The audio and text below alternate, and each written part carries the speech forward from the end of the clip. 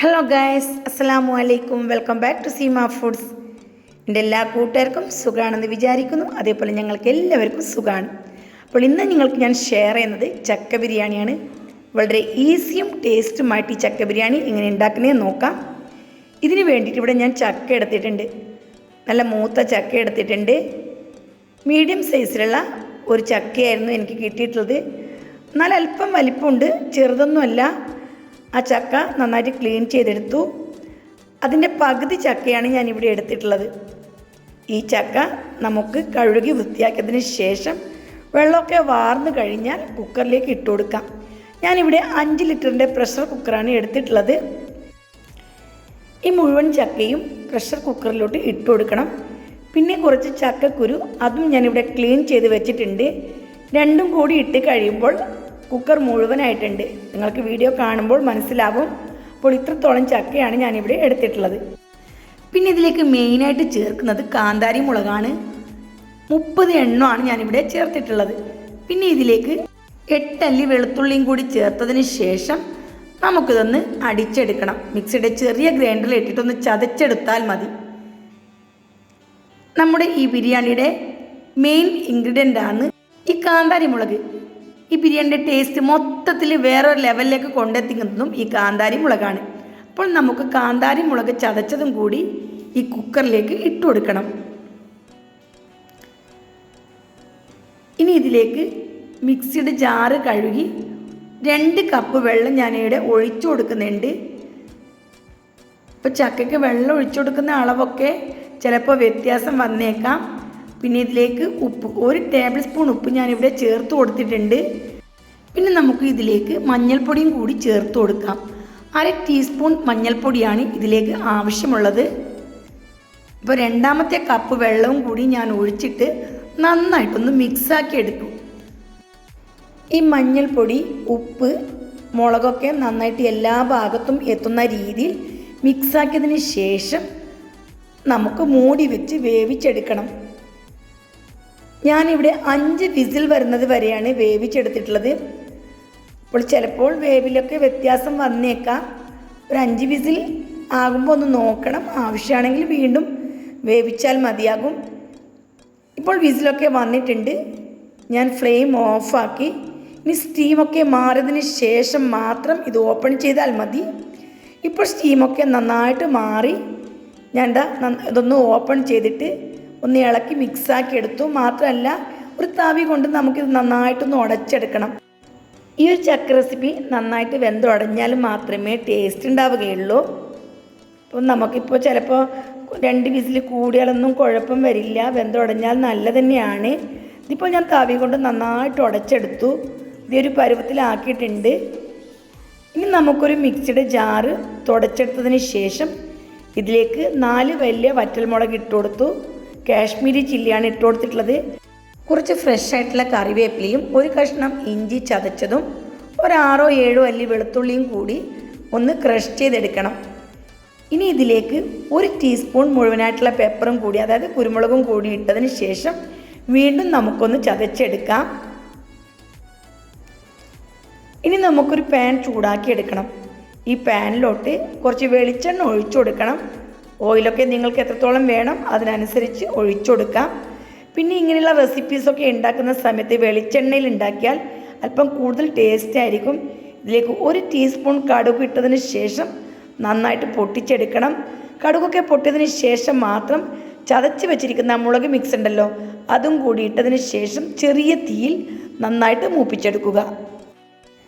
മുളക് മിക്സ് ഇടുന്നതിന് മുമ്പായിട്ട് തന്നെ തീ നന്നായിട്ട് കുറച്ച് വെക്കണം. അതിന് ശേഷം മാത്രം മുളക് മിക്സ് ഇട്ട് കൊടുത്താൽ മതി.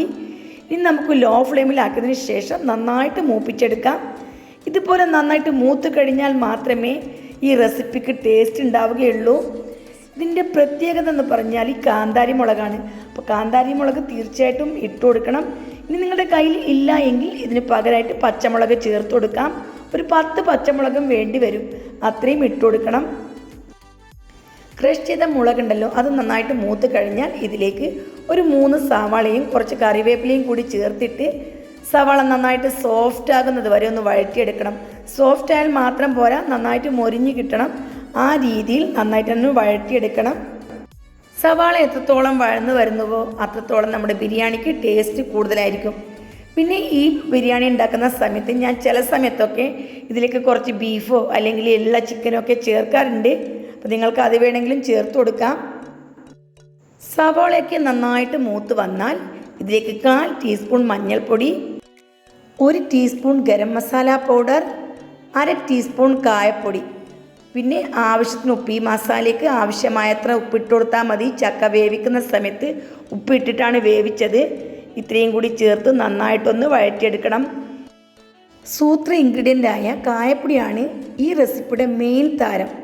ഈ റെസിപ്പിയുടെ ടേസ്റ്റ് 10 ഇരട്ടിയാക്കുന്നത് ഈ ഒരൊറ്റ ഇൻഗ്രീഡിയൻ്റ് ആണ്. പിന്നെ നമുക്ക് വേണ്ടത് തേങ്ങ. ഒരു തേങ്ങയുടെ പകുതി ഭാഗം, അതായത് 1 മുറി തേങ്ങ. പിന്നെ ഇതിലേക്ക് 1 ടീസ്പൂൺ ജീരകവും കൂടി ചേർത്തിട്ട് ജസ്റ്റ് ഒന്ന് ക്രഷ് ചെയ്തെടുത്തു. കൂടുതൽ പൊടിഞ്ഞു പോകണ്ട, ജസ്റ്റ് ഒന്ന് ക്രഷ് ചെയ്തെടുത്താൽ മാത്രം മതി. ഇനി നന്നായിട്ട് വഴന്നിരിക്കുന്ന ഈ സവാള കൂട്ടിലേക്ക് ഈ തേങ്ങയും കൂടി ചേർത്തിട്ട് ഒന്ന് നമുക്ക് മൂപ്പിച്ചെടുക്കാം. നമുക്ക് ചതച്ച തേങ്ങ ഉണ്ടല്ലോ, അതും കൂടി ഇതിലേക്ക് ഇട്ടതിന് ശേഷം ജസ്റ്റ് ഒന്ന് മിക്സാക്കി എടുക്കണം. പിന്നെ തേങ്ങ കൂടുതൽ അരഞ്ഞു പോകാനോ ചതഞ്ഞു പോകാനോ പാടില്ല. ജസ്റ്റ് ഒന്ന് ചതച്ചെടുത്താൽ മാത്രം മതി. അതിലേക്ക് നമുക്ക് കുറച്ചും കൂടി വെള്ളം ഒഴിച്ചു കൊടുക്കണം. കൂടുതൽ വേണ്ട, ഞാനിപ്പോൾ 1 കപ്പ് വെള്ളമാണ് ഒഴിച്ചു കൊടുത്തിട്ടുള്ളത്. എല്ലാം കൂടി നന്നായി മിക്സാക്കിയതിന് ശേഷം ഈ തേങ്ങ ഒന്ന് വെന്ത് കിട്ടണം. അപ്പോൾ അതിന് വേണ്ടിയിട്ട് 2-3 മിനിറ്റ് ഒന്ന് മൂടി വെച്ച് നമുക്കിതൊന്ന് വേവിച്ചെടുക്കണം. തേങ്ങയുടെ പച്ചമണമൊക്കെ മാറി ഒന്ന് കുക്കായി കിട്ടണം. ഇപ്പോൾ തേങ്ങ ഒക്കെ നന്നായിട്ട് കുക്കായി വന്നിട്ടുണ്ട്, നല്ലപോലെ വെന്ത് വന്നിട്ടുണ്ട്. ഇനി നമുക്ക് ഇതിലേക്ക് വേവിച്ച് വെച്ചിരിക്കുന്ന ചക്ക ചേർത്ത് കൊടുക്കണം. അപ്പോൾ ചക്കയിൽ തീരെ വെള്ളമില്ല, അപ്പോൾ അതുകൊണ്ട് തന്നെയാണ് ഞാനിവിടെ വെള്ളം ഒഴിച്ചു കൊടുത്തത്. അതല്ല, ചക്കയിൽ വെള്ളം ഉണ്ടെങ്കിൽ പിന്നെ നമുക്ക് ഇതിലേക്ക് വെള്ളം ഒഴിച്ചു കൊടുക്കേണ്ട ആവശ്യമില്ല. മുഴുവൻ ചക്കയും നമുക്ക് ഇതിലേക്ക് ഇട്ട് കൊടുത്തതിന് ശേഷം നന്നായിട്ട് ഇളക്കി യോജിപ്പിച്ചെടുക്കണം. ഈ തേങ്ങ ചക്ക മിക്സ് നന്നായിട്ട് എല്ലാം ഒരുപോലെ എത്തുന്ന രീതിയിൽ മിക്സാക്കി എടുക്കണം. നല്ലപോലെ മിക്സാക്കി എടുത്തിട്ടുണ്ട്. ഇനി നമുക്കിത് മൂടി വെച്ച് ലോ ഫ്ലെയിമിൽ 5 മിനിറ്റ് കുക്കാക്കി എടുക്കണം. ഇപ്പോൾ കാണുമ്പോൾ തന്നെ നിങ്ങൾക്ക് അറിയുന്നുണ്ടാവാം, നന്നായിട്ട് മിക്സായി വന്നിട്ടുണ്ട്. ഈ ഒരു പരുവത്തിൽ തന്നെ കഴിക്കാൻ വളരെ ടേസ്റ്റിയാണ്. എന്നാലും തേങ്ങ മിക്സൊക്കെ നന്നായിട്ട് കുക്കായി ചക്കയിലൊക്കെ പിടിക്കണം. അതിനു വേണ്ടി നമുക്കൊരു 5 മിനിറ്റും കൂടി വേവിച്ചെടുക്കാം. ഈ സമയം ഫ്ലെയിം ലോയിലേക്ക് മാറ്റണം. ഇപ്പോൾ 5 മിനിറ്റ് ചെറിയ തീയിൽ നന്നായിട്ട് കുക്കാക്കി എടുത്തിട്ടുണ്ട്. ഇനി നമുക്ക് ഇതിലേക്ക് വെളിച്ചെണ്ണ ഒന്ന് ഒഴിച്ചു കൊടുക്കണം. നല്ലപോലെ ഇളക്കി മിക്സാക്കിയതിന് ശേഷം ഫ്ലെയിം ഓഫാക്കണം. ഓഫാക്കിയതിന് ശേഷമാണ് ഇതിലേക്ക് വെളിച്ചെണ്ണ ഒഴിച്ചു കൊടുക്കേണ്ടത്. ഇപ്പോൾ ഫ്ലെയിമെല്ലാം ഓഫാക്കി നല്ല ശുദ്ധമായ വെളിച്ചെണ്ണ ഞാൻ ഇതിലേക്ക് കുറച്ച് ഒഴിച്ചു കൊടുത്തിട്ടുണ്ട്.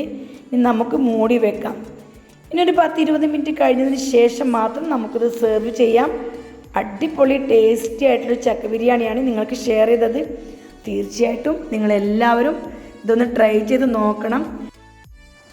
ഒരു 10-11 മണിയാകുമ്പോൾ നമുക്കത് ഈ ഒരു റെസിപ്പി ഉണ്ടാക്കി കഴിക്കാം. അതല്ല, വൈകുന്നേരം 4 മണിക്കും നമുക്ക് കഴിക്കാൻ പറ്റിയ, കട്ടൻ ചായയുടെ കൂടെ കഴിക്കാൻ പറ്റിയ അടിപൊളി റെസിപ്പിയാണ്. കാണും പോലെ തന്നെയാണ്, അത്ര തന്നെ ടേസ്റ്റ് ഉണ്ട്. നിങ്ങളെല്ലാവരും ഈ റെസിപ്പി ട്രൈ ചെയ്ത് നോക്കണം. ട്രൈ ചെയ്ത് നിങ്ങളുടെ അനുഭവം ഞങ്ങൾക്ക് ഷെയർ ചെയ്യണം. അപ്പോൾ എൻ്റെ ഈ ബിരിയാണി റെസിപ്പി നിങ്ങൾക്ക് എല്ലാവർക്കും ഇഷ്ടപ്പെട്ട് കാണുമെന്ന് വിചാരിക്കുന്നു. തീർച്ചയായും ട്രൈ ചെയ്ത് നിങ്ങളുടെ നിർദ്ദേശങ്ങളും അഭിപ്രായങ്ങളും എനിക്ക് അറിയിക്കണം. അപ്പോൾ ഇനിയും നല്ല നല്ല കുഞ്ഞു കുഞ്ഞു റെസിപ്പീസുമായിട്ട് വീണ്ടും കാണാം. Bye bye.